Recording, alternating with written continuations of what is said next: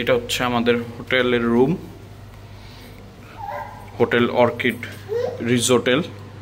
ঢুকে ওয়াশরুম, এই যে পুরা ঘর। আগে ঘরটা দেখাই। বিশাল একটা বেড, ডাবল বেড না 4 জনের বেড। এই যে ওয়াশরুম, বাইরে থেকে দেখা যায়। বেডরুম থেকে এটা পর্দা আছে, আপনি এটা এনে দিতে পারবেন। বাথটব আছে,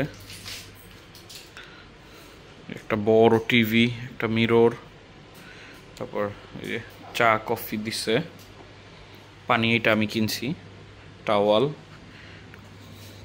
এখানে কাপড় চোপড় রাখার জন্য ক্লোজেট, একটা বড় ফ্রিজ আছে, ডিপ ফ্রিজ সহ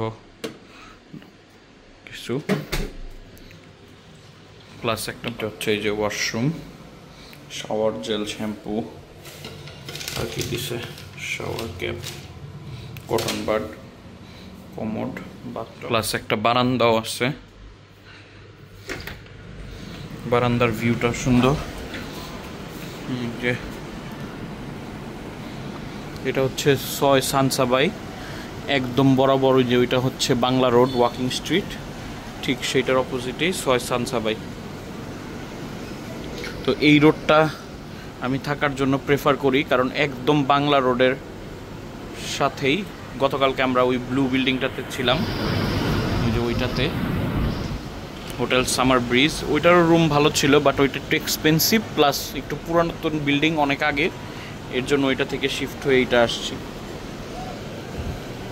তো এদিক দিয়ে দেখেন বেশিরভাগ ওই যে অ্যারাব লেখা, বেশিরভাগ অ্যারাবিকরা এদিকে থাকে। থাইল্যান্ডের ট্যুরিস্ট 30%ই অ্যারাবিক, মিডল ইস্টার্ন বা ওই সব এলাকার। আর এদিক দিয়ে হালাল খাবার টাবার পাওয়া যায়, সো প্রবলেম নাই। এই রোডটাতে আপনারা থাকতে পারেন। আরও হোটেলগুলো আমি দেখাবো। এই হোটেলের রুম পড়ছে আমাদের হচ্ছে 1500 বাত পার ডে, এই রুমটা।